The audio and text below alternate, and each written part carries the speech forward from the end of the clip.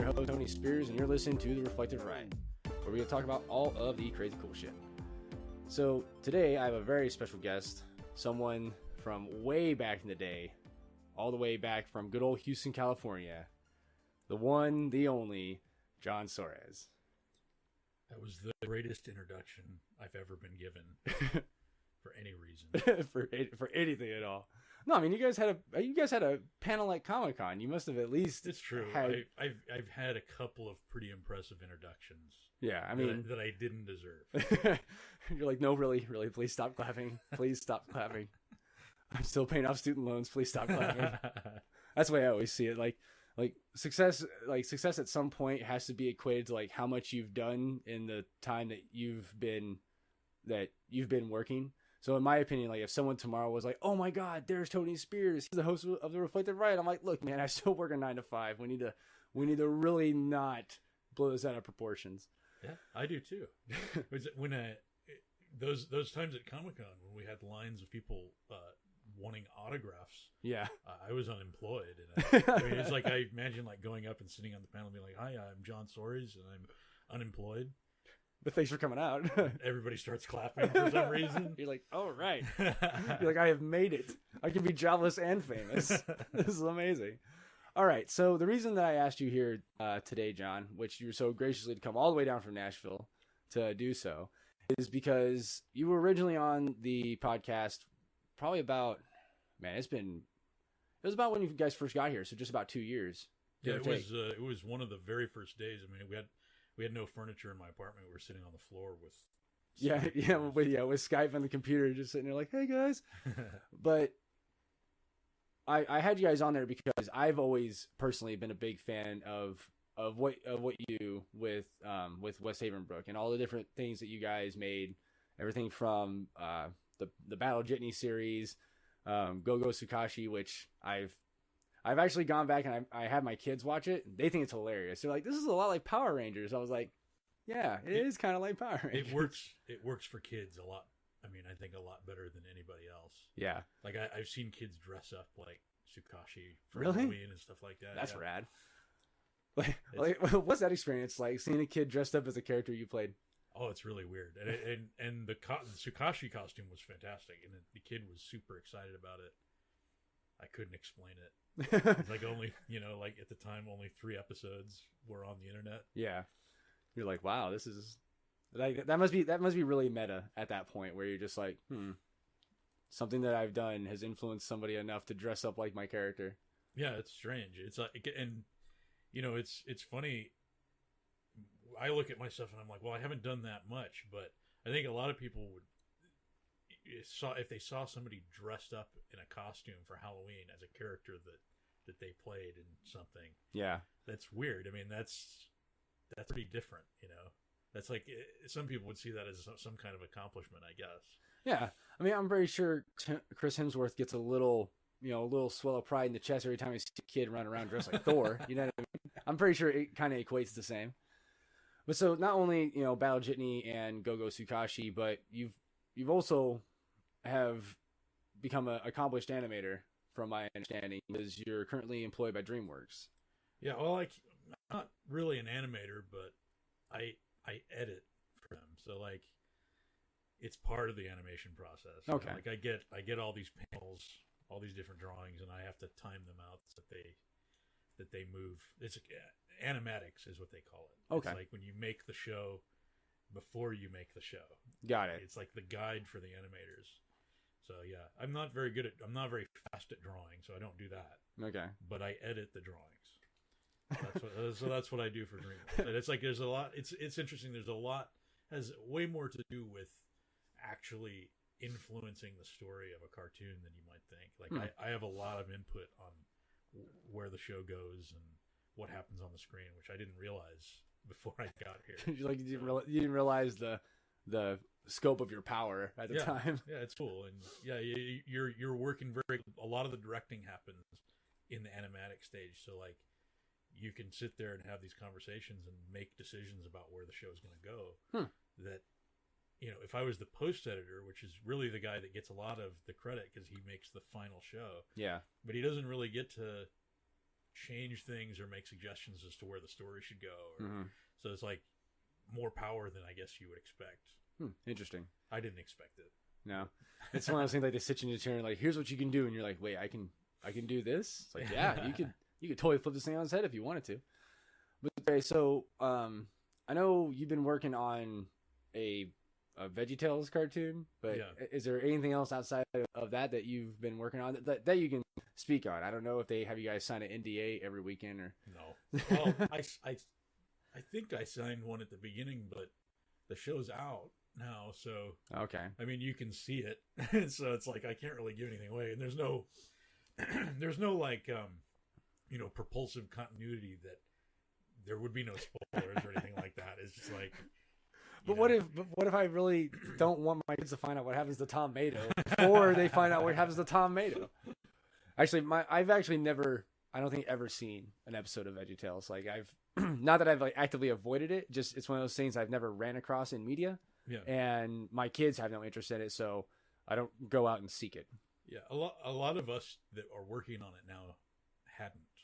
There's kind of a mix of people who worked on the original VeggieTales, which they a bunch of short films and stuff that came out on DVD. Yeah, and then when they hired Doug TenNapel, who wrote and co-directed Sock Baby, which you were involved with too. Yes, Sock Baby. So Sock Baby is my crowning achievement in like, film. Like the connection. Yep, it's the 7 circles of Doug TenNapel.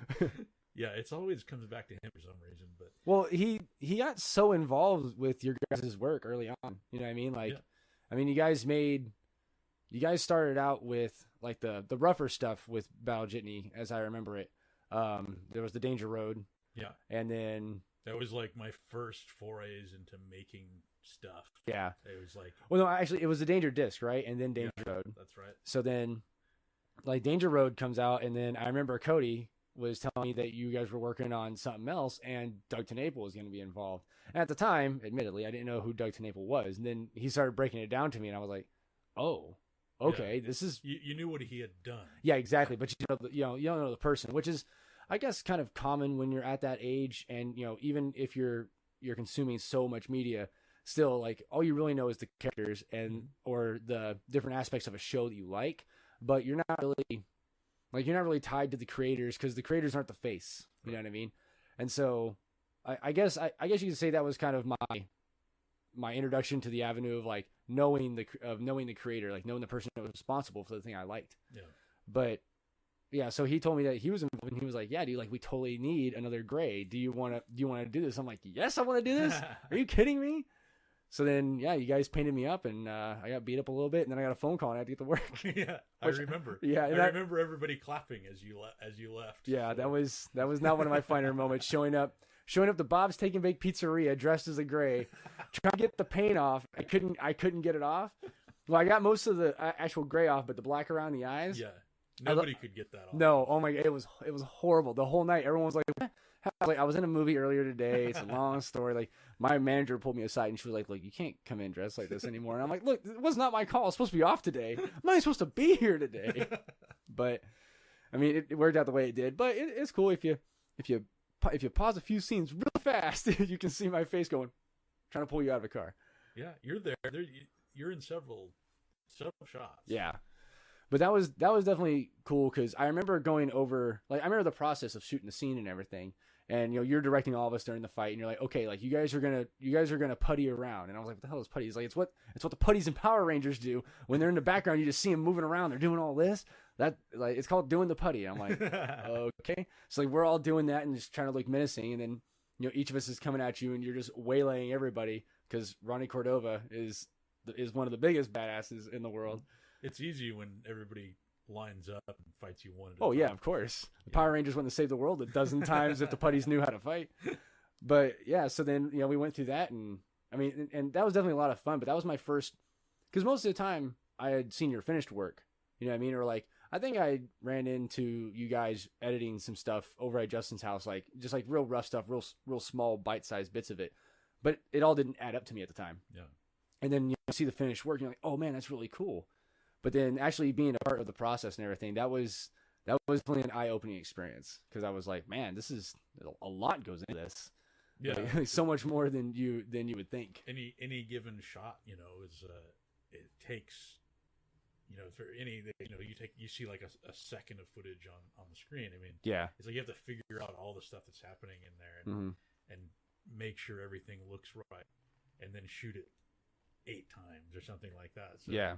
you can waste a whole day doing like 4 shots. Yeah. I think on Sock Baby we were averaging like 50 shots a day, so it was pretty nuts. Yeah, that was. I remember because I remember Cody telling me that when you guys did the final fight with, I can't remember Doug's character's name.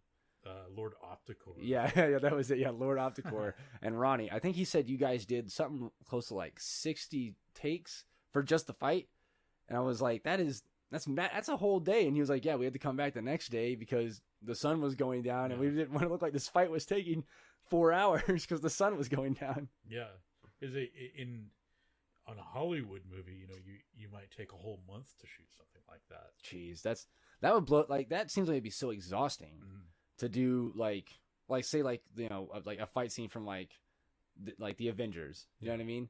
Like to take a whole like 2 weeks, a month to go and shoot just that one. That would just get exhausting. Yeah, it's like some days are just all about one shot. Yeah, we're just gonna get this one shot. And that's why when you watch it, it looks perfect. Yeah. Everything looks just absolutely perfect. I've never had that. I've never had more than about 4 or 5 hours to shoot a fight. Wow. I mean, one day I shot for 11 hours, but it wasn't for a fight scene. And that was the longest I ever actually got. I'd love to shoot for weeks on end. I'd love that. But I've just never had the luxury. Yeah. At some point, you got to go back to work and make money so you can do the next shoot.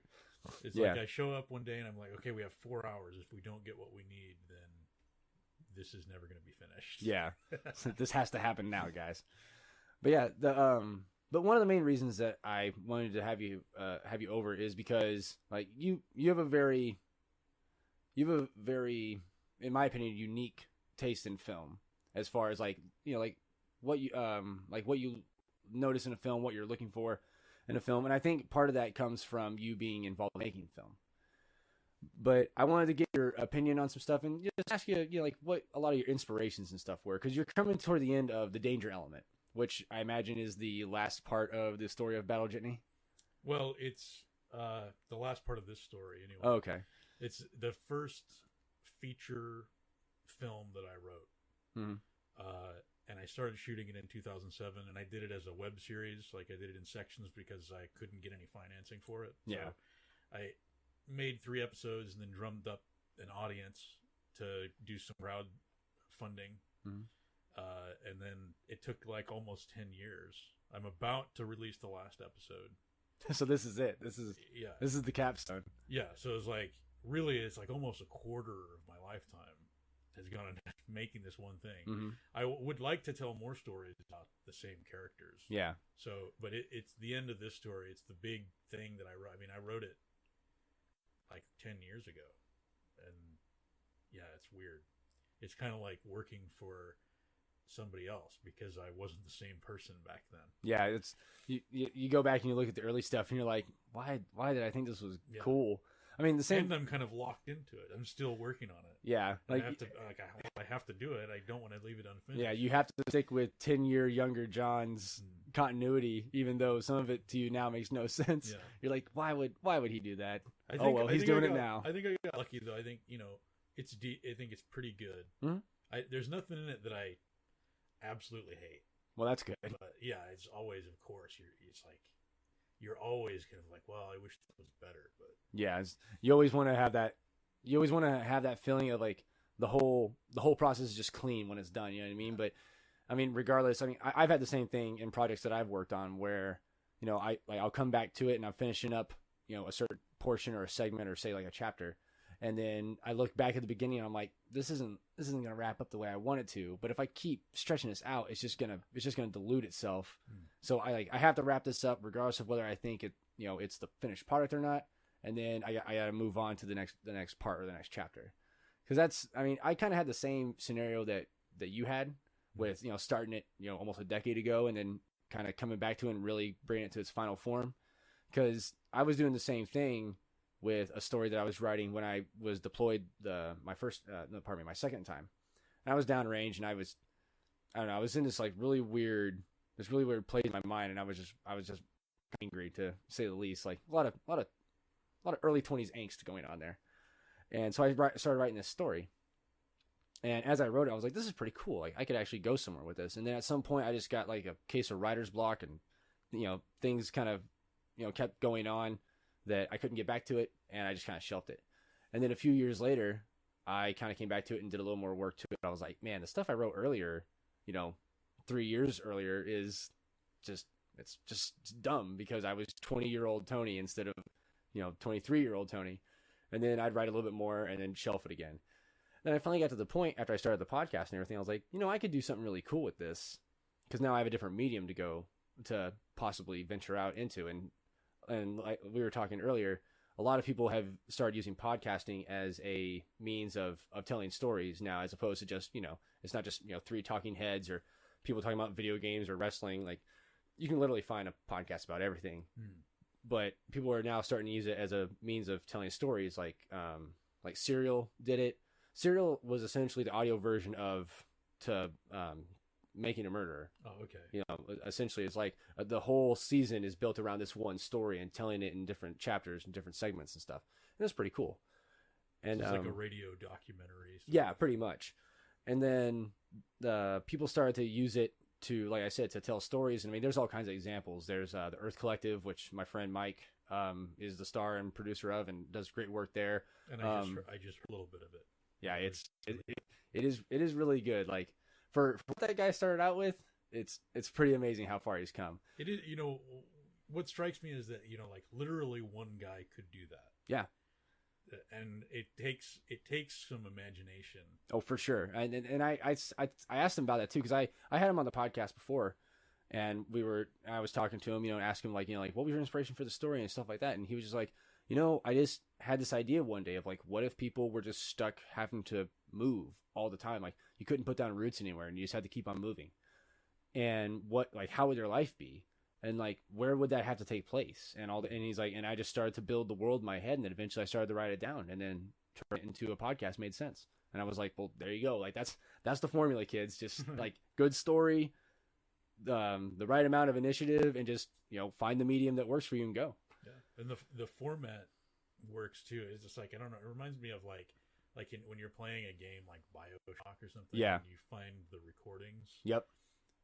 It's like if you made a whole show that was just those recordings, found recordings. Like, yeah, it would actually be pretty engaging. Like, yeah, and there's definitely an audience for it, which is evident by the audience he has for his show. I mean, he has a pretty big following for it, and people want to be told stories. Like, that's what I found out in the last few years of doing this and talking to different people that all work in like different mediums. Like, I talked to game designers. I talked to Mike, who is a creative mind and a storyteller. I've talked to people that do other podcasts and the reasons why they do it. But everybody can come to the medium and tell and like really tell their story. And it's all about finding that way to do it, and the best way it works for you, and just execute on it. Yeah.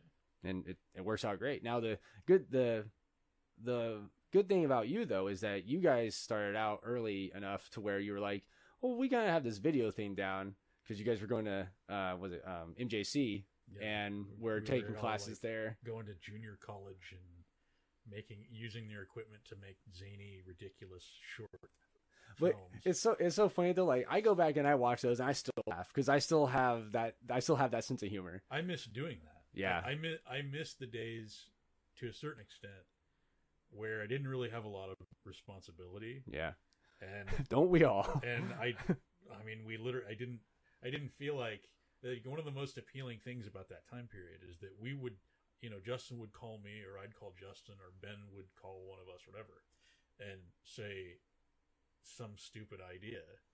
And then the next day we go out and put it. And there was no conversation about whether or not it was a valid use of our time.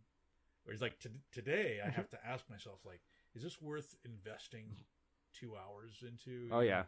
back then it was like, let's do it, and then after we're done, let's do something else. We'll make like 5 things today, and it'll all be great. Yeah, it was like we had all this time, and there was nothing pressing happening where I had to run off and do something else. Yeah, you weren't getting called to go make pizzas. So, well, and part of it was irresponsibility too. I was irresponsible enough to say, well, I'd rather, really, it's not something you can carry on forever. That's why where I am now, whereas like I have to actually use the skill, which like, I learned these skills by doing that. Yeah. And now I can use those skills to make a living, which is lucky. But it leaves you with not as much time. You have to be really kind of more focused. Yeah. And so you see my work change too over time, because I stopped wanting to invest too much time into things that are just not focused.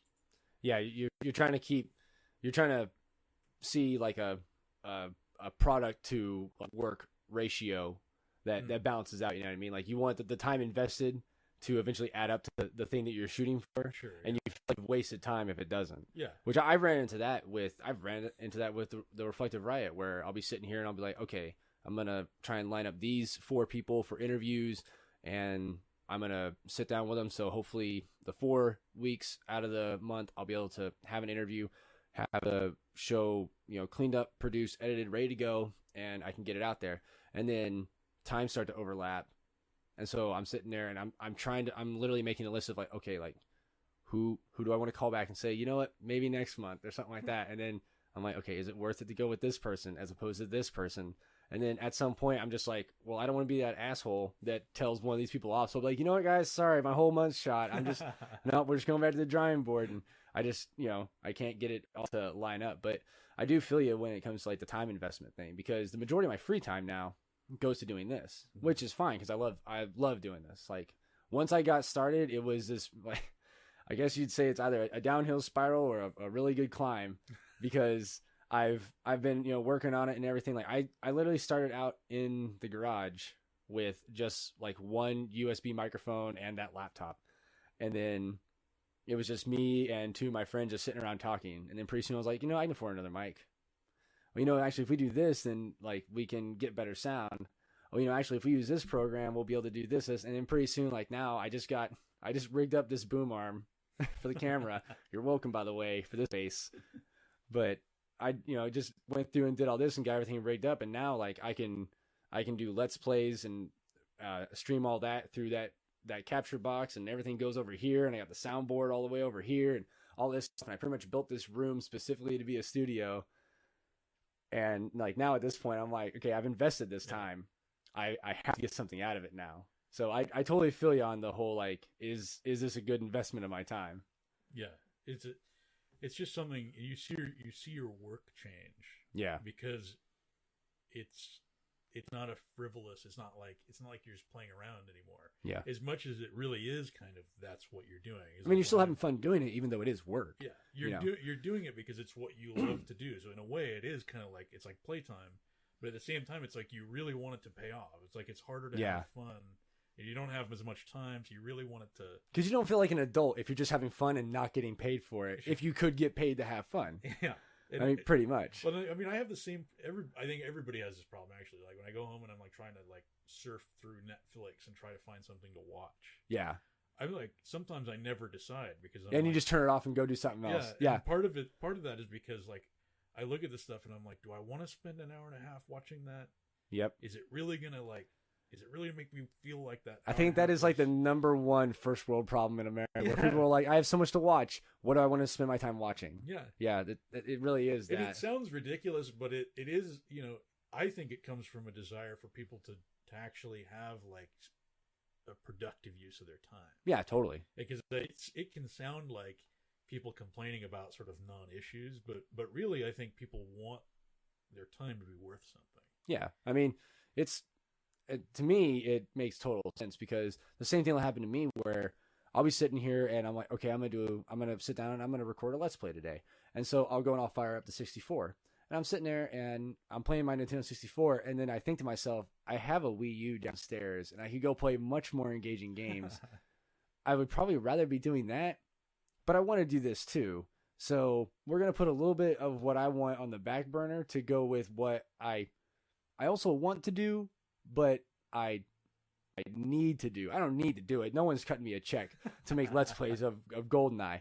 But I want to do it because the whole reason I got this whole thing started is because I felt like there had been this big push to preserve like like a lot of the classics. And then I see things that aren't getting that same treatment, that aren't getting the same recognition when it comes to, the cause of preservation. Like, I mean, with film, it happens all the time. Like with film, someone's like, this movie is pivotal because of X, Y, and Z. And we need to make sure that there is never a chance that this movie will not exist in some form. And so, they'll go through and they'll put it up digitally, and it'll be stored somewhere on a server, and they'll take, like original canned reels of it, and they'll go put it in some airtight vault somewhere. And that's all fine and dandy. But then I thought about it, and a lot of the things that like we grew up with as kids, like different video games and like cartoons, movies and stuff like that. A lot of stuff I feel like isn't getting the same treatment.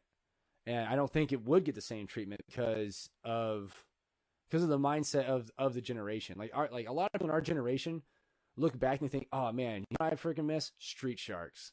But you know what? Someone from our generation is never going to do, go and track down the entire run of Street Sharks and make sure that it's never 100% destroyed. I think Justin Spurlock might do that. Yeah. If anybody was going to do it, it would probably be Justin. I don't think he is a Street Sharks fan, but I don't think that would stop him. No, I don't think. In fact, it would he might hear this and he might go out and start searching for copies of Street Sharks. That is the one thing that does give me a little glimmer of hope, is that there are people like Justin that are just like, man, you know what I freaking love? The first through current Transformers. Like that guy. And I'm pretty sure he probably owns all of it in some format. Yeah. I remember just going over to Cody's house. Cody and I, we were thick as thieves as kids, and I'd go over to his house, and I remember sometimes I would just stand in Justin's doorway and stare in awe at his wall and be like, there are so many amazing action figures here. And then you'd see like all of his VHSs of like the first like 2 generations of Transformers, and then like the entire run of G.I. Joe. Yeah. And I'm like, where? How? Yeah, he has so much money. Of course, this is, I don't know if it's off topic because they actually have preserved these things, like the He-Man run. Justin has the whole DVD set of He-Man. That's awesome. And Thundercats, which I say it is actually pretty awful. Oh, if you go back and watch it. Yeah, a lot of that stuff. It's interesting. I never thought about it this way. We all cared about it when we were kids. Yeah, and it doesn't make sense to throw it away. No, it doesn't, because it means something. It means something to someone. Yeah, you know what I mean. Well, then there's some sort of history, and it had some kind of an effect on you. And I think also there's that interesting sort of phenomenon where, like you were talking about earlier before we started, the rose-colored glasses phenomenon. Yeah. Where I think that nostalgia is a motherfucker. but at the same time, there's something about it, like, because it happened to me too. Like when I watched He-Man when I was little, my imagination took that so much further. Oh yeah, than the show did, and I just think a really interesting phenomenon is like that you don't think about, especially if you never go back and look at it. Yeah, you don't get that whole hindsight is 2020 moment where you're sitting there thinking to yourself, why did I think this was so cool? And then you start thinking back to, your mindset as a kid, and you're like, oh, well, okay, that was pretty cool because of, all these different reasons. I think the reason why I liked so much of that stuff as a kid was because my brain would fill in the holes. Yeah. So like, especially a lot of Hanna-Barbera cartoons. Hanna-Barbera is a very sterile world filled with really cool characters. You watch like Thunder Barbarian or like the Herculoids, Johnny Quest, all those like older Hanna-Barbera like action shows, and all the characters are really cool. They're all very engaging, especially to the adolescent mind.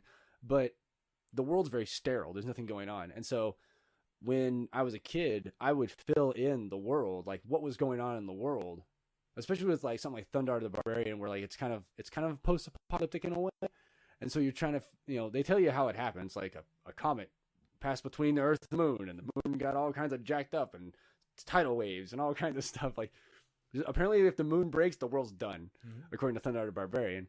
But then I would start filling in like the gaps of like, okay, well, because this happened, there's these people over here that live over here, and I make this whole little universe in my head. A lot of those older shows did that, to where you could make those worlds, those universes in your head.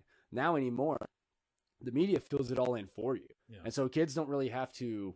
They don't have to flex those imagination muscles as much to to fill in the gaps. Essentially, yeah, it's a weird phenomenon too, because it's like, nobody told me to imagine that this show was more than it was. Yeah.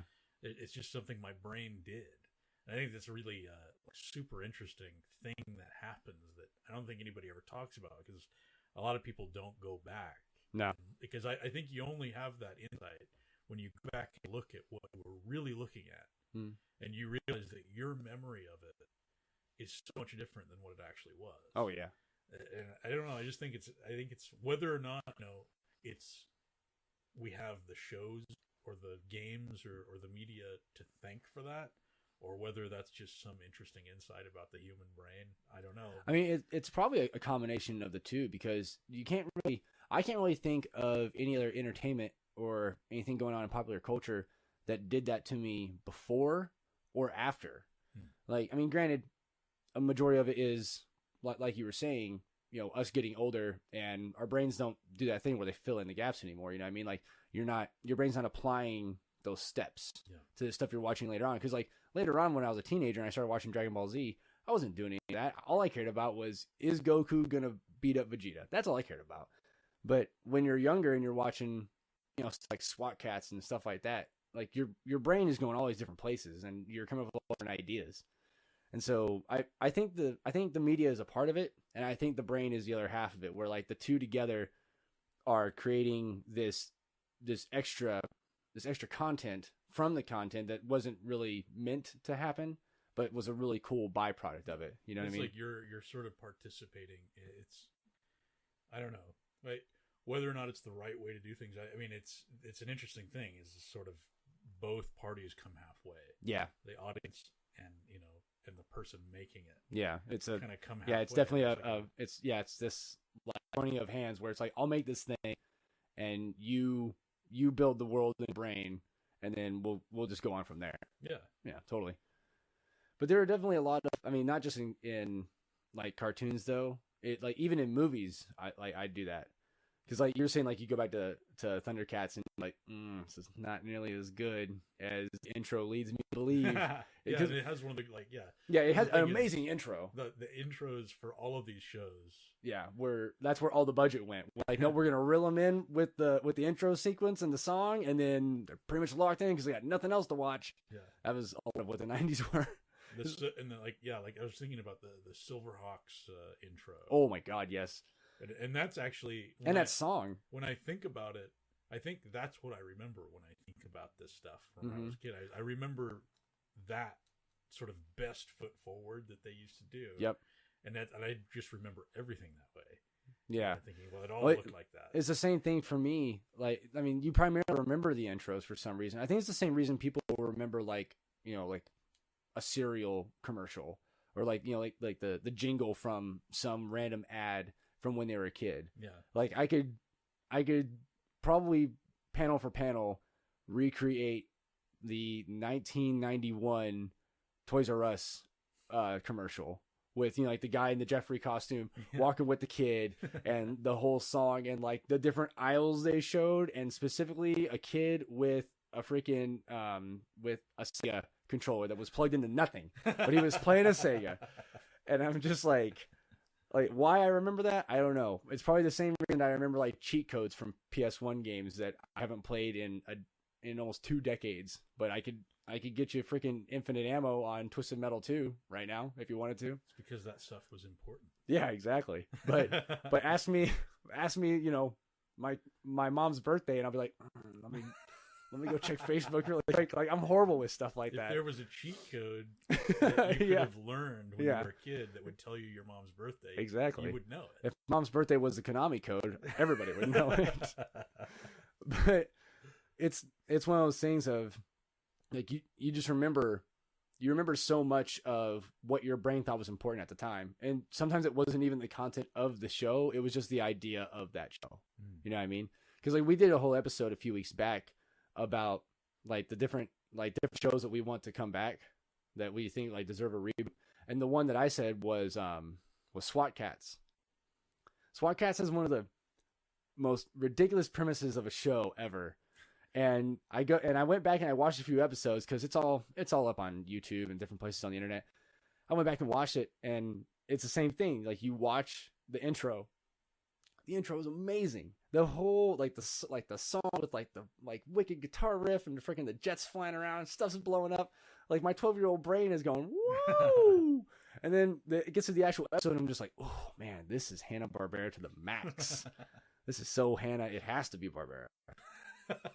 But yeah, I don't know. It's just a weird thing that the brain does. Like you have those rose-colored glasses. I think because if you really remembered it accurate as it was at the moment you were watching it, you'd be kind of depressed to an extent. Like you'd just be like, man, I spent so many hours watching Beast Wars and that show was garbage. I don't know. I mean, I think because at the same time there was nothing else. Well, yeah, there wasn't. Just like now, someday there's going to be something so amazing that it's going to make the stuff that we make now look ridiculous. Yeah. And we're going to look back at now and be like, gosh, why did we sit around and look at that stuff? Yeah. Why are we watching videos on YouTube when we could just have it beamed into our brains? God. Yeah. You could just download the memory. Yeah, pretty much. But I think that, I don't know, like people talk about that in the whole pretty soon you'll just be able to take a textbook and just download it into your brain. It'll be easy. And I see that. The funny thing is I could see that being, in my opinion, ethically acceptable for the retention of knowledge. Like if you have this chemistry book here that you need to study and someone gives you the option to essentially download the entire cumulative knowledge of that book into your brain instantly and you won't forget it, yeah, that makes total sense.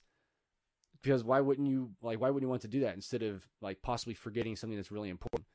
But then when it comes to stuff like that, like a movie that you love or a TV show from your childhood, be like, no man, we can put all those awesome memories and the entire run of He-Man into your brain right now.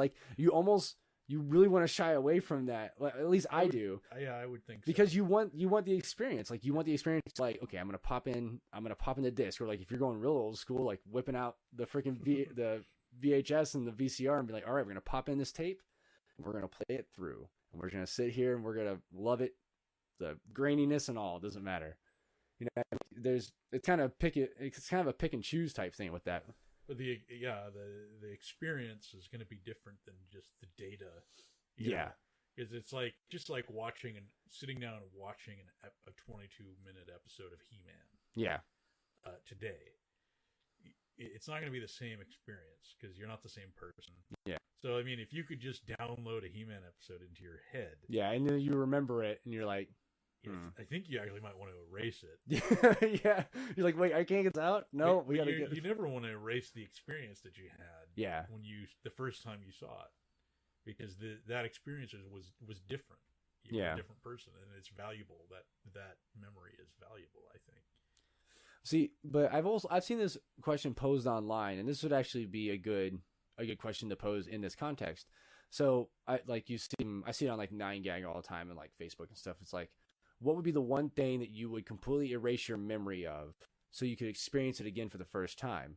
Now, that being said, if you experienced it for the first time when you were 10 years old and you're watching it now, as my 30-year-old self, then the experience is going to be different regardless. You might not have a taste for that at all now. Yeah. So it almost makes you wonder, what would fall into that category of things that you'd be okay with, completely erasing the memory and experience of to do it over again now at this point. There's very few things I can think of. I think that'd be really difficult because, see, everything that I remember, my feelings about it are different today. Yeah. I used to love, I still do. I love Coca-Cola. Yeah.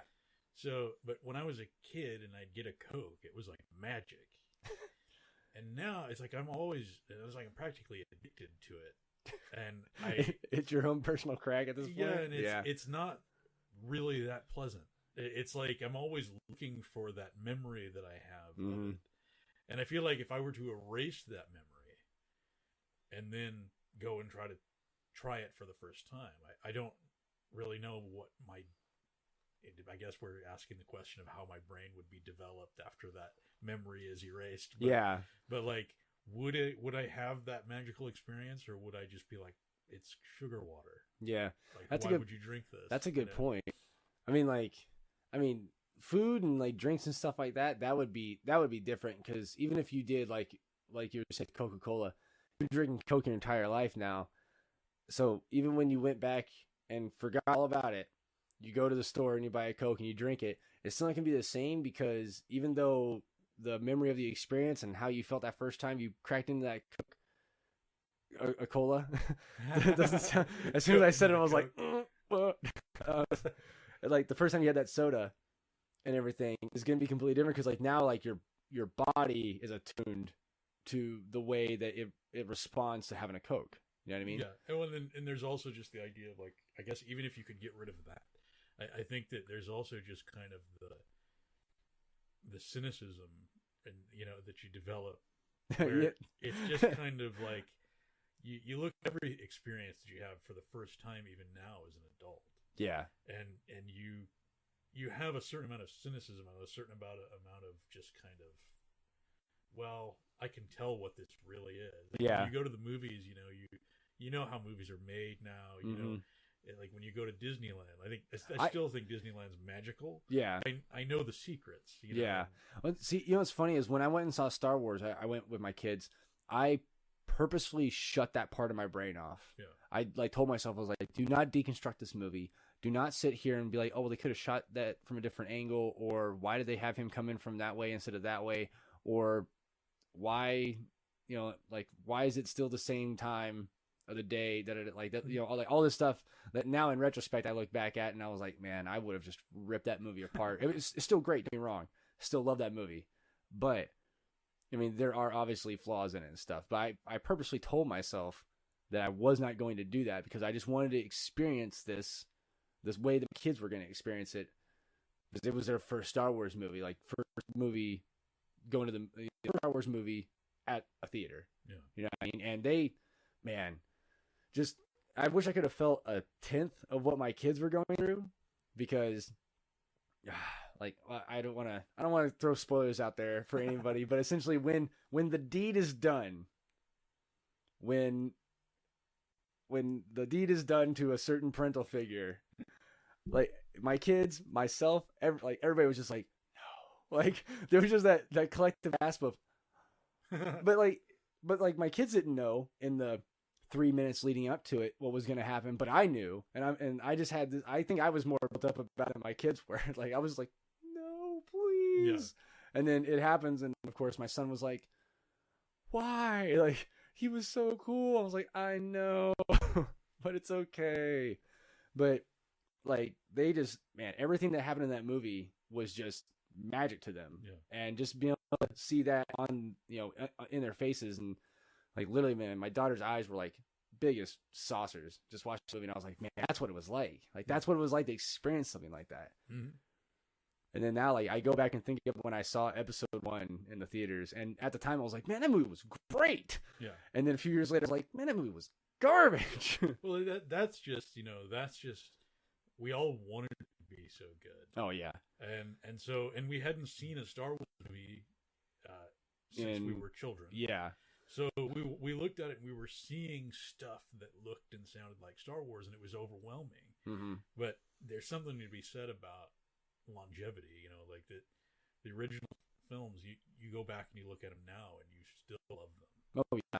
But there's more to it than just making it look and sound. See, does it seem like certain things can be the exception to the rule when it comes to that rose-colored glasses things? Because like you said, I go back and I watch New Hope, or I watch Empire Strikes Back, and to me, like I could sit there and watch those movies over and over again, because in my mind they hold up exactly to the memory. Yeah, I mean, in the way that they're built, in the way that the images is presented to you, the way it all flows and everything, it's exactly how you remember it in your brain.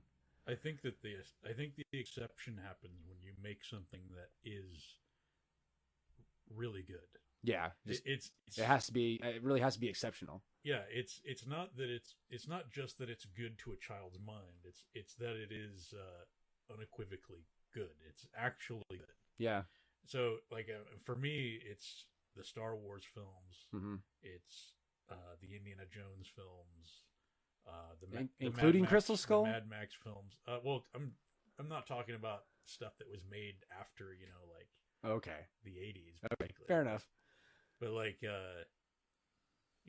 those movies were really good. Yeah. It's like as a child, I enjoyed them, but I didn't even really understand what was going on. Oh yeah, I was that way too. Like when you're watching The Last Crusade, when I was like 9 or 10 watching it, I'm like, I don't know what's going on, but James Bond is this, so that's pretty cool. Yeah. And then when I got older, and I was watching, I was like, man, what is up with Indiana Jones running the Nazis? I don't understand this. And then you get older again, you're like, dude, they're trying to look for Jesus's cup. Like, it starts to make more and more sense to you as you mature, but it's still entertaining regardless. Yeah, it's that it was actually that good, and every time you go back, you find out something new that your mind was not ready for the first time. Yeah, or just that your brain wasn't able to compute. Yeah, But yeah, I don't know. It really is weird to think about, like I said, the exception to the rule. And I can only think of a handful of films that are like that. Like to me, like the everyone says that The Godfather Part 2 is the best of the Godfather films. In my opinion, it's the first one, hands down. Watching Marlon Brando's performance in that movie and the way that the movie tells you the tone and the mood of the film at the time, strictly based on lighting. Like, it's all done through lighting. So if you think about it, it starts out, it's the day of the Don's daughter's wedding and everything. Everyone's happy, music playing, real bright lights. Everything's just like super saturated, on the screen and everything. And it looks like the best time in the world. And everything is great and everyone's alive. And then as the movie goes on, it like literally the lighting and the tone, the saturation gets darker and darker and darker until you get to the very end and Sonny has taken over the family and everything. Al Pacino's sitting there in the seat in what was Marlon Brando's office earlier in the film, and the only thing that is lit up is just like the sun trying to come into that room, but everything else around it is just dark. Yeah. And you're like, this is amazing. Like, somehow Francis Ford Coppola found a way to tell the entire story with just the lighting. And it's awesome.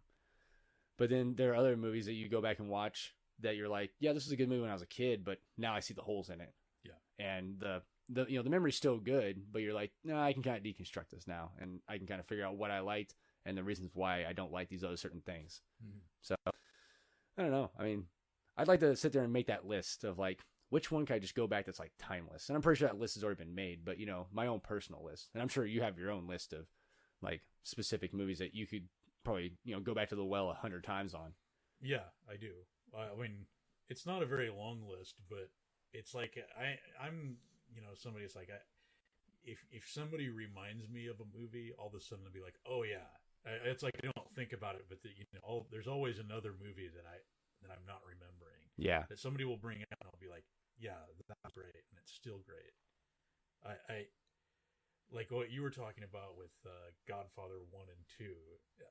With me, I think like Alien, the original Alien, 1979 Alien, is one of the greatest films I've ever seen. And there are a lot of people that think Cameron's Aliens is, really took the concept of Alien and then like brought it home and made it great. Yeah. And I think it's just a completely different, almost a different genre.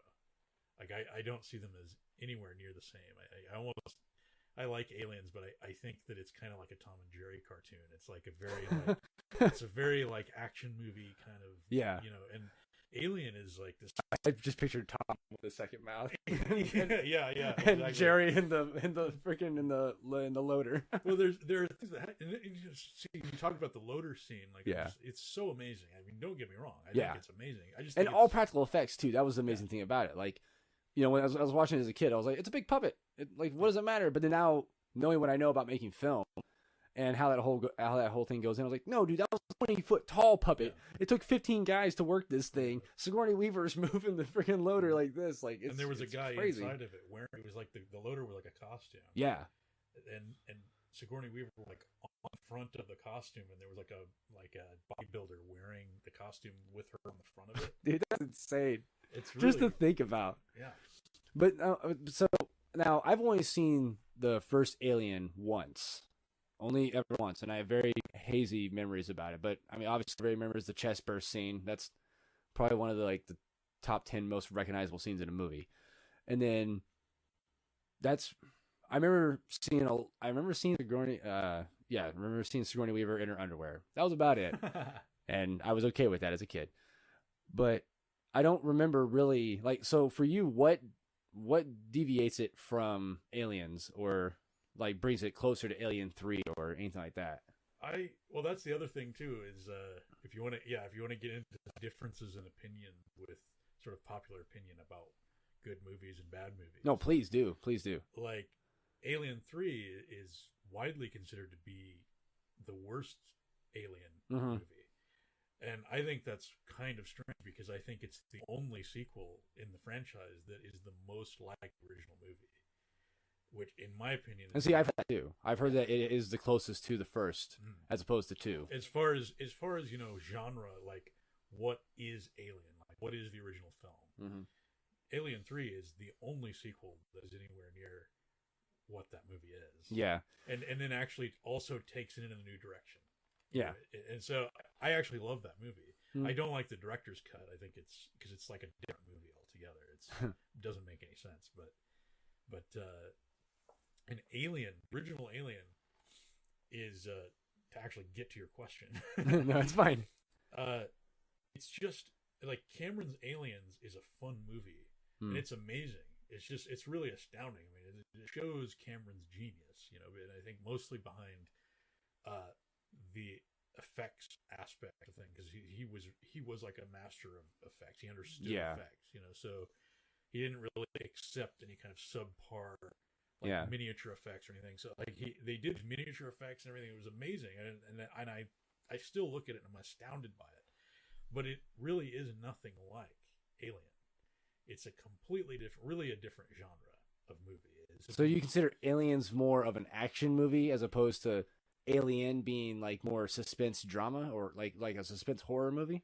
Yeah, because Aliens, that would, the second movie, it is so much more like, we all remember it when we were kids because the Marines had these cool like machine guns that were attached to them, and and it was scary and everything, but it was way more in the context of like what would like a preteen kid, boy like. Yeah. And there's a lot of moments in it that are very cartoony to me. That it's like things happen that are like people die in it in these really almost cartoony ways. Alien is just this methodical horror movie, and beyond that, it's just one of the most beautiful movies I've ever seen. Like it's the cinematography, the sets, everything is just beyond imagination. And you watch that today, and you'll think this was made in 1979. Like it looks like it was made yesterday, but beyond, like the kind of thing that they won't let you do in the film industry. Yeah, like it's something like you couldn't get away with anymore. Yeah, it's just huge, and then on top of that, it's huge and it's small. They would get these people that would have these ideas, and they'd go to like an aircraft, junkyard or something, and build these things, and nothing like you do it today. But the result of it is just astounding to look at. Yeah. And I think that when you get into Aliens, it deviates. It gets more into the Hollywood blockbuster, which is cool, but it's not the same thing. Yeah, it's not like you look at Alien more as an art project as opposed to a big one. Yeah, a big art project. But... Yeah, as opposed to like Aliens, where you're just trying to go for more like the flash and the pizzazz, and like just trying to catch the eyes. Yeah, we're trying to top it and trying to make it more Hollywood blockbuster, which I'm not against. I love Aliens. Yeah. I just don't think it's anything like Alien. Yeah. And I mean, people feel the same way about, like, a lot of people consider Terminator 2 to be the best of the Terminator franchise. And I would agree, but you can't get to 2 without the first one. Yeah. And while the first one does have its, it's like rough moments and everything, like there was a lot more. They were trying to go with a lot more like computerized effects in a time when the computerized effects were just so rough, and it was just.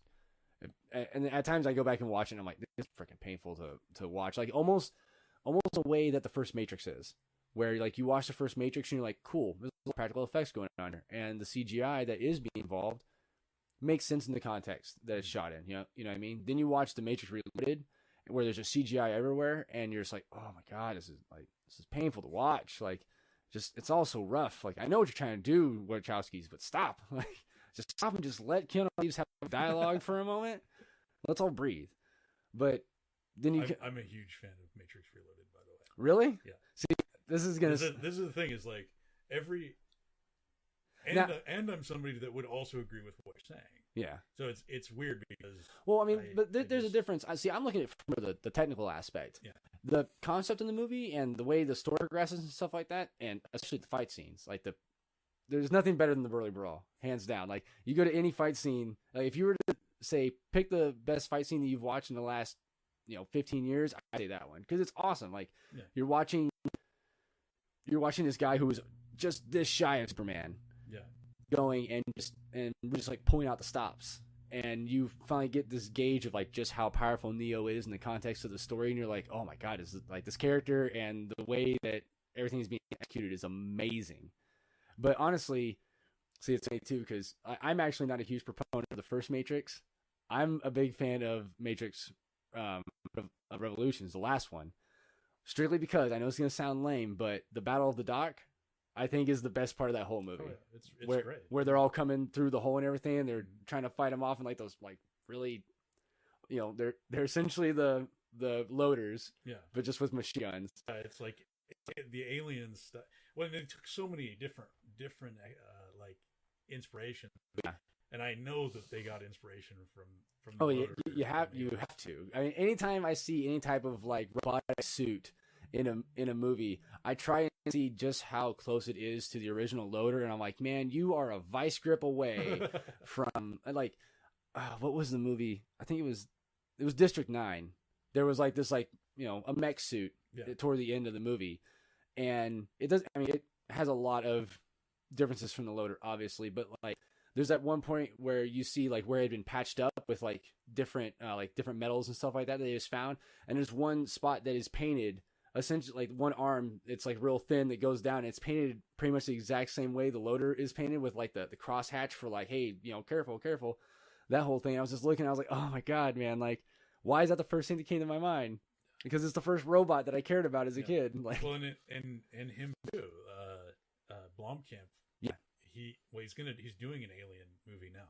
Yes, I have heard, and I'm actually really looking forward to that. Yeah, I don't know what to expect, but I don't know. But he was, and then in Chappie, the Moose, he just came out blatantly and just said, this is Ed 209 from RoboCop. Yeah, it's supposed to be that. And he's like, if I could have, basically, if I could have literally made it Ed 209, that would be awesome.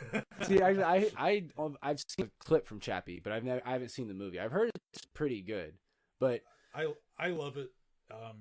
It didn't do well. No, it didn't in the box office. A lot of people I know didn't like it. Yeah, I absolutely love and the thing is, I don't really listen to reviews much anymore. Like, I have to see the movie myself. If it's something that piques my interest, if I see a preview or a teaser, I'm gonna go see it, regardless of the Rotten Tomatoes score, sure, or if it gets 3 out of 5 stars, whatever. Strictly because like my tastes differ a lot from other people's. Like I said, like the Matrix Revolutions is my favorite of the 3. It's widely hated.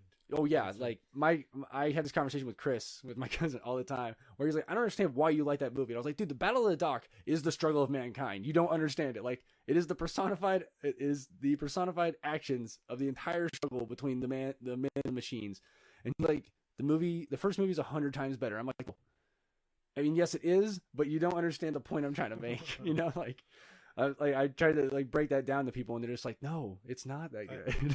I'm a huge fan of the entire Matrix project. Yeah, from beginning to end, everything that they did. I've got like scripts on my shelf. I've got the. That's cool.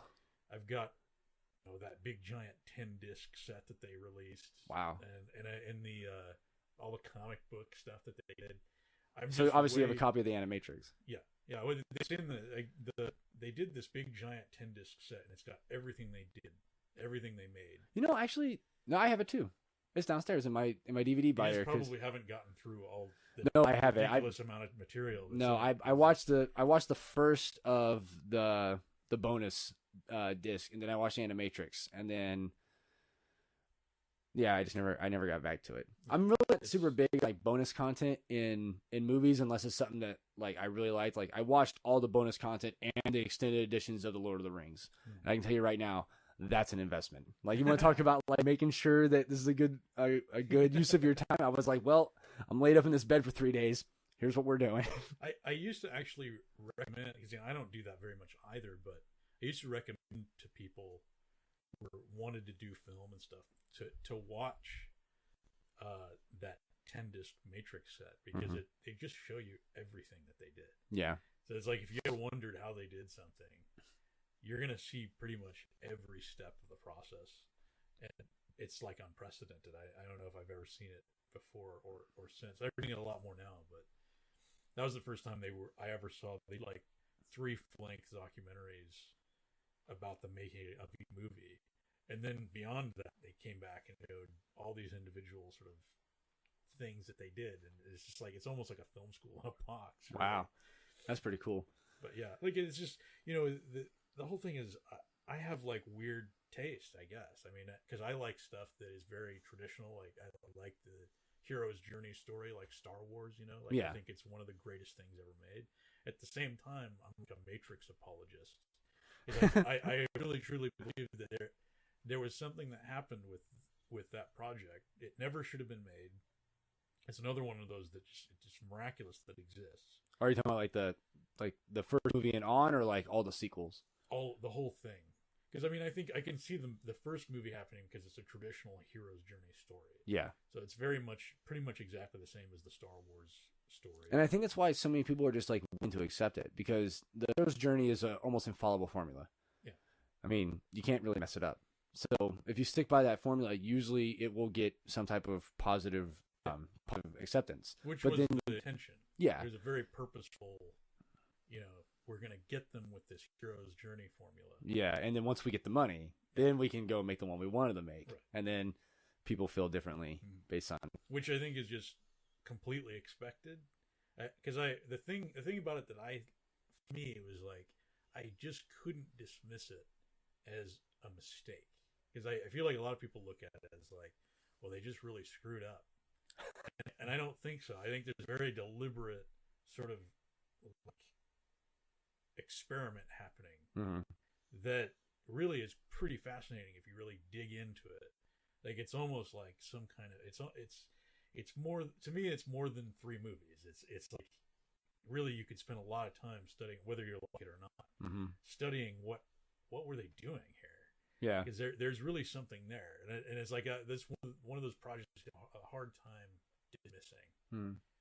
And there are other ones too. I mean, I have weird things that I defend. Yeah, that just about everybody hates.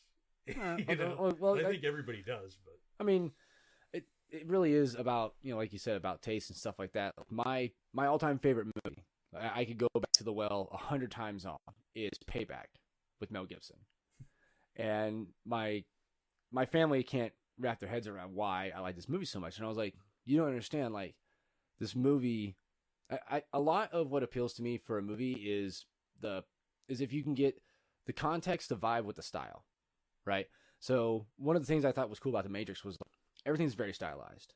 Everything is very, like a lot of the heroes and stuff, everything looks it's very clean, sleek looking, you know what I mean? Like you think of Trinity and the leather suit, and like, yeah, she could probably slide down sandpaper. That's how smooth she looks right now. But the context of the story, the way things were shot, vibes with that style. For me, in Payback, the whole movie is done in like tones of blue. Like the way that the cinematography and everything is done. Everything's done in these like really cool tones of blue throughout the entire movie.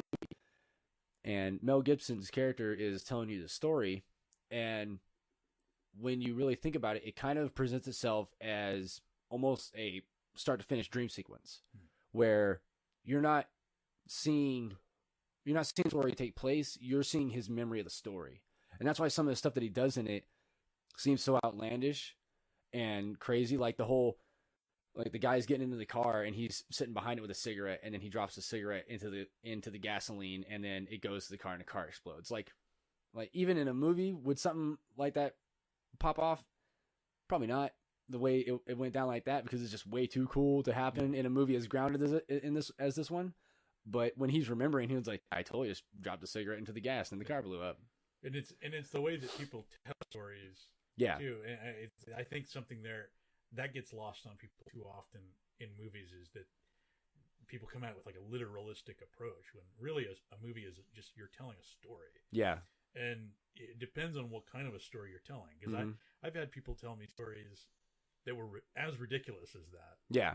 And basically passing them off as, this really happened to me, or I really did this. And you could accuse them of lying, or you could try to see it as, well, he's trying to say something to me about this experience. Yeah. He's trying to get across how epic it was to him at the time. How badass I felt about it. Yeah, exactly. I was there. And there's a dimension that's true about that. Whether or not it actually objectively happened that way is less important, because he's trying to tell you how he feels about it. Yeah. And I think you can do that in movies, and people will say, well, it's just so over the top. And it's like, but I think that's the point. Not always. Sometimes it's just stupid, but sometimes it really is just someone making shit up. Sometimes it's just some guy that's trying to make you believe that. That he's a super badass. But then there are times when it even happens in real life. And I tell this story to people all the time, and half the time no one believes me. But when I was deployed, a friend of mine asked to borrow a CD, and so I was outside, and I meant to go meet him at this one particular spot. He wasn't there. And I saw him coming around the corner. I'm like, Dean, you want this disc? He says, yeah. And because it was already scratched, I didn't really care. I just fling it like that. And it goes and it curves back boomerang style. And he literally just goes like this and catches it with his fingers. And I was just like, that was amazing. And he was like, I know, I didn't even mean to do it. And it's like Grant telling the story of him actually catching the fly with the chopsticks in Mr. Abwan's photography class, right? No one would ever believe you. But it happened because he had witnesses. I had witnesses there. But like, stuff can happen in real life, but in a movie, when it's something like that happens, like, to translate this back to Payback, like I was talking about, when something like that happens, like, you can almost believe, like you said, he's telling the story and he's trying to get across, like, yeah, I'm a total freaking hard ass and here's why. But then there's other parts of the movie as it's told where you're like, yes, this is totally his memories, because at one point in the movie he gets out of the trunk of the car and goes his way through the seat and gets out and sets off a bomb under a bed attached to a phone with a car phone. It's not a cell phone, it's not a rotary phone in a building, it's like the in-dash car phone from circa 1989. And you're like, no, dude, this guy he's equating this stuff to what's in his mind. Yeah. So for me, it's one big visualization of his memory of these events. And that's why I love that movie. I mean, granted, there are just some like legitimately badass moments in it. And it's not like big like action scenes or anything like that. It's the action and the context, the way it happens, and then execution. Yeah. Like if it can be executed correctly and in the scope of what you're trying to get across, then any scene can be magnificent. And I think that movie does it consistently. Yeah. But then that's where a lot of other movies can kind of flop, where it's like, man, you were trying to come across with this really cool idea, and then it came down to execution and it just didn't fly.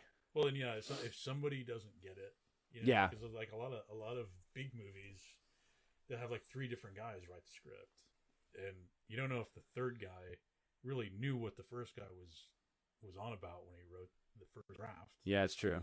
And by the time you get to production, you've got people who don't know what the heck the thing is about.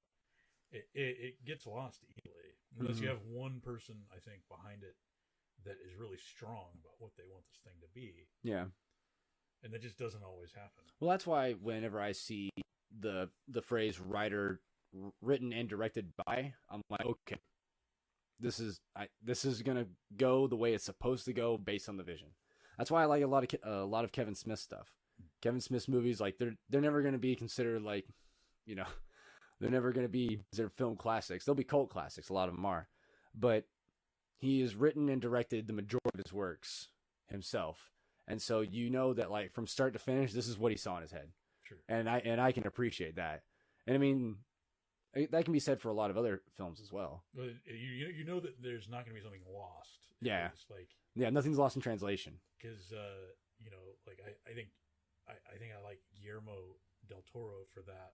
I don't even like everything that he does, but I like the idea of this person doing exactly what they wanted to do in that place, and I just dig that because I know that I'm not like looking at something that's getting lost, or, you know, that isn't saying what it means to say. I think there's a lot of stuff that comes out now that you're just kind of like, you can tell that there's like 3 different groups of people and they're not communicating with each other. Yeah, like one person's given like the first third. They're like one group gets the first third, another gets the second third, and then the last third goes to another group, and then they have to like all come together at one point, and you're like, no, this has to gel. Yeah. There are too many brains on this at once. That's what like you were talking about the Indiana Jones and the Kingdom of the Crystal Skull. Yeah, I literally think you can tell what happened almost. Where there was a script where one thing happened, and then another guy came along and took that script and he rewrote it, but they're like leftovers. Yep. And there are these little things that happen, and they're in the movie.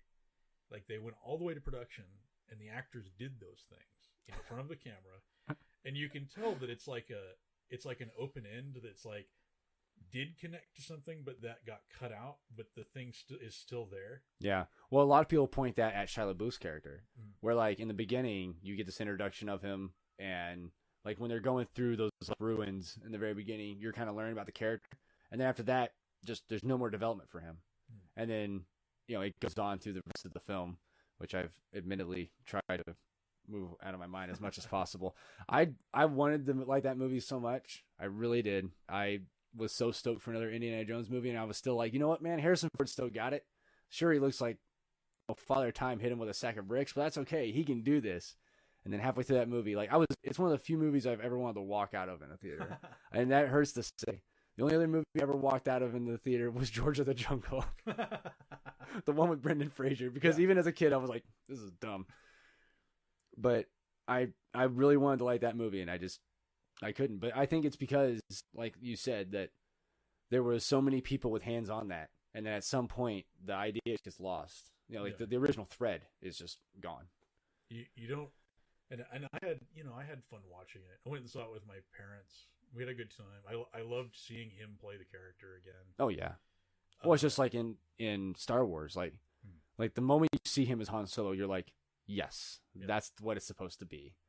That's why I'm here. I sat through this first half hour of the movie. This is why I'm here. And it was good. It was like, you had like a good writer behind it and everything. And that's where Crystal Skull is fascinating to me, just from the aspect of like, look at this huge movie that was directed by Steven Spielberg. Yep. And I can actually like sit there and kind of like imagine what was happening in the writing, when this was being written, because it's like, there's like a moment that you get to, and I hate being this kind of a person. I don't like really rip movies apart very often, but there's a point where you get to where Indiana Jones isn't really necessary in the movie anymore. No, he's not. He gets to a certain point, and then like it's like the last 30 minutes of the movie, I would say, he's actually not doing anything that's helping anybody. No, he's just there for the ride. he could go home, and the movie would end the same way. Yeah, it would. And I don't know. I think that's fascinating. How does that happen? How do you write out the main character? And I've heard people, in the script writing process, getting to a point where they realize that they've done that. Yeah. Where it's like, they're like, wait, what have I done? I've written myself into a corner, and now the last 30 minutes of the movie, my main character is not important. Yeah. But I think that's a byproduct of trying to flesh out, like, secondary or supporting characters, and getting carried away with that process.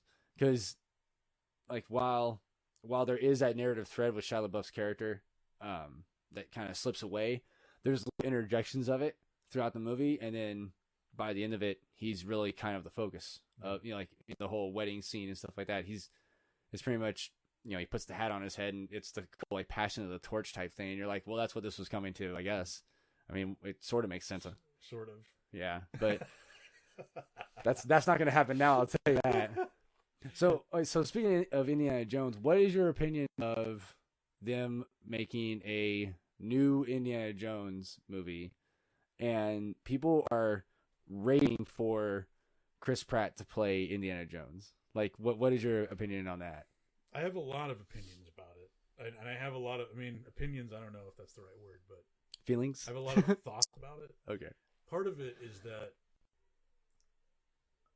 I don't care too much if they do this, because I think it's inevitable. I think the film industry is they're just trying to make money, and you're lucky when you get something that actually feels like it's personal to you.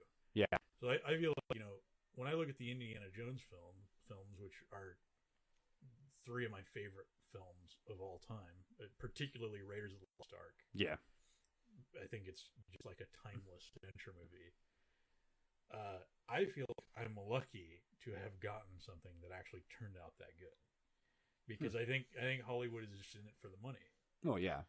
So what you end up with is if you end up with a franchise that has longevity, whoever owns it is going to try to cash in, and it's inevitable that you're going to get something really stupid out of that. I think you'll see it before it's over. I think you'll see it with Star Wars. I think that the new trilogy is going to be amazing, but I think you're going to see such a saturation of like attempts at just squeezing money out of the franchise. See, a lot of people have that fear with Rogue One. It could be something like that. I think it'll be cool, but I don't really have a high investment in like this needs to be great. Yeah, I think the trilogy should be awesome. But I'm always skeptical because it's not about storytelling or preserving, something special with these corporations. It's about how do we make the most money. Mm-hmm. So you never really know where's that last dime. Yeah. But so now taking on the other, so that's me saying I don't care. They'll do it probably, maybe eventually somehow. Yeah. And I might not like it, but I don't really care. On the other hand, if they had asked me to do it, just for some stupid reason, they came and said, "Knocking your door, we want you to direct the new Indiana Jones movie," and they suggested to me, "We're gonna get Chris Pratt. He's the hot new kid on the block, and everybody likes him." I think that it's just like, I just don't think you can do it. No. I think that Indiana Jones, what it was originally, was accidental. I think that the reason it's so great is mostly accidental. Yes, it's got Kasdan, who's a great writer, but it's not like they went out there and were like, Kasdan's this great writer and he's going to make it great. They didn't know that, and this is a shot in the dark at that point. Yeah, it's like, okay, so he wrote a great script. I don't think anybody was predicting he was going to do that. Yeah. And then Harrison Ford, they screen tested a bunch of other people. Like, I think Tom Selleck was at one point being looked at to play Indiana Jones. Yeah, I've heard that somewhere where that could have been a thing, which, oddly enough, I think probably still would have been okay. It's not that it would have been bad. Mm-hmm. I'm just saying I don't know that it would have been the same. It wouldn't be the same thing. Yeah. There's like this authenticity to Harrison Ford that you can't fake. Mm-hmm. It's like part of it just comes, like, even just the way he stands there. It just like, it comes from him being a real person and having done things. Like, he knows what it's like to be tired. He knows what it's like to be in pain. He knows what it's like to do hard work. Yeah. It's just this like authenticity that you can't buy, and it's accidental. So when you're like, well, who do the kids really like? Mm-hmm. We'll get him and we'll put the hat on him. It's not going to work. It'll work, but it won't be the same thing. It'll be, this weird, like, it'll be that weird self-referential sort of like pop culture. Yeah. Here's the kids love it. I don't think it'll be the here's a fedora and a bullwhip. It's Indiana Jones. Yeah. I don't think it'll be the same thing at all. And I guess that's okay. But if I was behind it, I'd be saying no. In fact, don't try to remake this thing. I think you're making a huge. Let's just leave it as it is. Yeah, because I mean, I'm not even against revisiting things. I'm not against going back and remaking something if you can do something cool with it. But I just think it's like even Spielberg says we caught lightning in a bottle when we made Raiders of the Lost Ark. You don't just go out and like write a business plan that ends with catching lightning in a bottle. Yeah, that doesn't work that way. Step 5, open bottle. Yeah. And you know, Star Wars, I think you could do it, and it's mostly just because they caught the lightning in the bottle, and then they were like, well, let's go back and get all those people who caught the lightning in the bottle and just put them all in a room together. And yeah, like they had the formula figured out at that point. It was applying it to a new concept, new idea. Yeah, it's really what it was. They didn't do it by trying to update it or make it hipper or anything like that. They just got I think they learned their lesson basically, and they went and they got that group of people. And they said, "Go do it. Go do your thing," and it worked. Go have fun. Be creative. Do it the way you think it should be done, which is like kind of obvious, right? Yeah. I mean, I think it's like if Spielberg had been solely behind King of the Crystal Skull, I really think you would have ended up with something different. Yeah.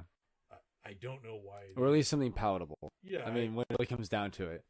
Something that was more like, I mean, really, I don't know. Who knows? But it's, if you're going to go and try, like, we're going to do the Bond thing and replace this character with a new actor, I don't buy it. Like, that's the thing too, is I never liked Bond before Daniel Craig. Really? Yeah. Daniel Craig is the first time I ever would even watch a Bond movie. Like, you know what's bad is I don't like Daniel. Like, everyone's like, man, Daniel Craig is hands down best Bond, and in my opinion, I mean, a lot of people, they go straight to the source and like, no, Sean Connery, best Bond ever. And to me, it's gonna sound really bad, but like, to me, it's Pierce Brosnan. Not because he was my first Bond, but because, like, when you have Sean Connery, and Sean Connery is he's the very smooth, suave, I'm here to save the world, but I'm gonna woo the ladies as well type of James Bond. Then you have Daniel Craig, and he's very much like, I'm still gonna woo those ladies, but I'm also going to be breaking faces in the meantime. But for me, Pierce Brosnan was very much I'm gonna walk into this room and I am the coolest dude in this room. I am hands down the most interesting, coolest individual in this room. I'm gonna get the girl. And then when I leave, this room's going to be 10 times less cool because I have left. And to me, like, he just personified this, like I guess it was like a coolness through confidence type thing. Cause he's like, well, I'm James Bond. Like, of course I'm going to get us out of this. I'm the best secret agent in the world. Whereas, like, I don't think other Bonds have had that appeal. They just haven't had that feeling to me. I mean, Daniel Craig is a good James Bond. Don't get me wrong, but he just doesn't have that coolness to him, in my opinion. I think that I just never. I'm feeling the Bond fatigue as well, though. Where like after Skyfall, is like they're starting to really dig, because the thing is with the Daniel Craig Bonds, they started digging more into the character's past and like origins and stuff like that, and you can only go so far in the way they've done it canonically until you kind of paint yourself in a corner where you can't do this with the character anymore. Yeah. Because, before it was James Bond as, Sean Connery is James Bond, and he's a 00 agent, and he's moving his way through the world, stopping mad scientists and saving the world. And then you go all the way through Roger Moore and, oh my God, I can't remember all of them now. Trying to remember all the Bonds is like trying to remember all the Doctor Who's, you know what I mean? But you go through all the way, Pierce Brosnan, and then you come to Daniel Craig. And now they're almost kind of like looping back on itself. It's starting to turn into the snake eating its own tail. To where at some point you'll be like, well, then we're just eventually going to start telling the same. Like, they're eventually at some point, Daniel Craig is going to be in like another Moonraker. Yeah. You know what I mean? Like, it almost has to circle around itself. And I think they're not going about it in the right way with that.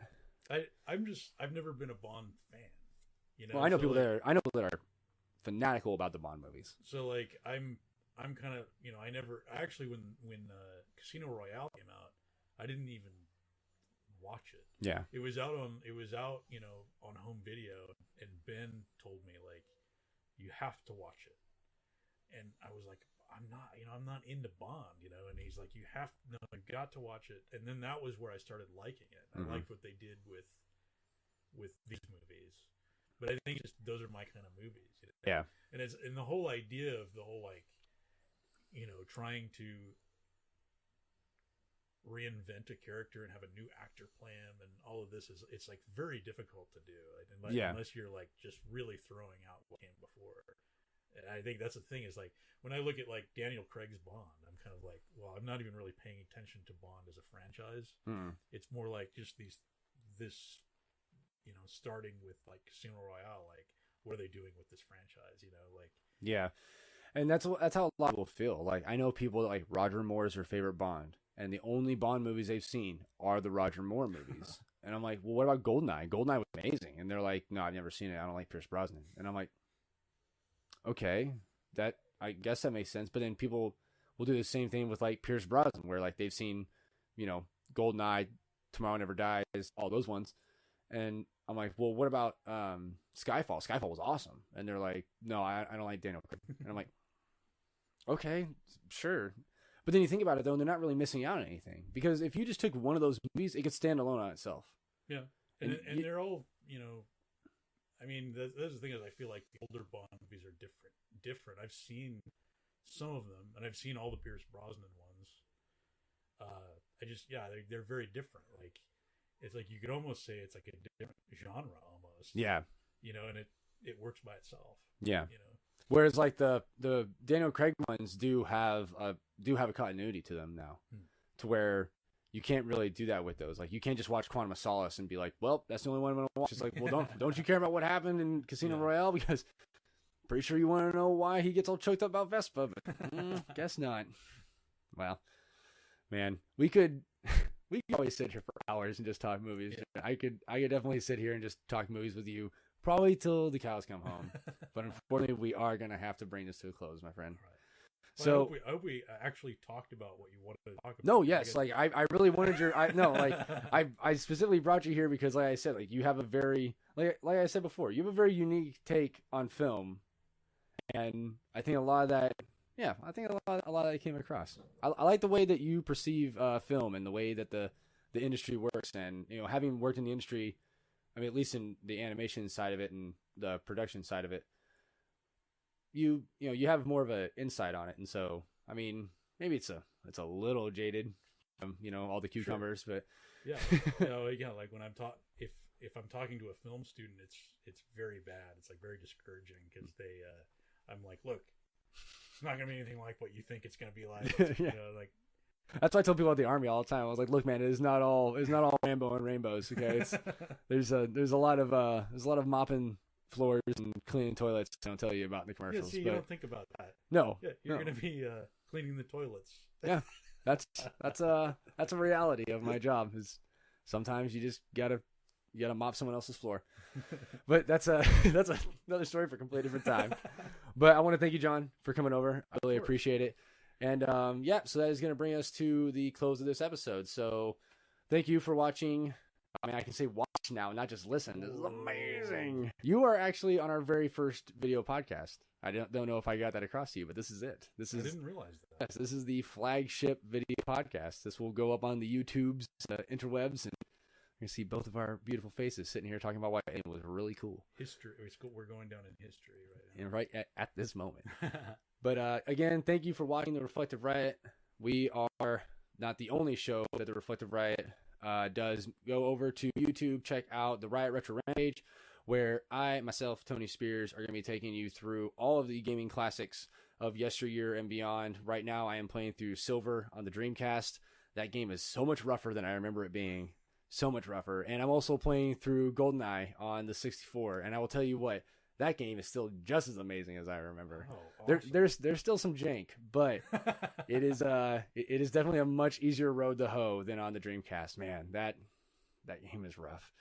And you can also go and listen to Frontline Facts, where Randy Peterson, the Frontline Fighters, are going to tell you everything there is to know about Magic the Gathering, board games, Warhammer 40K, and you name it. If it is a game that does not involve a controller, in fact, there are some controllers involved, then Randy is your man. That dude is a gaming encyclopedia. It is scary, John. If I set you down with that guy, like the way you are about movies, he is that way when it comes to like Magic the Gathering.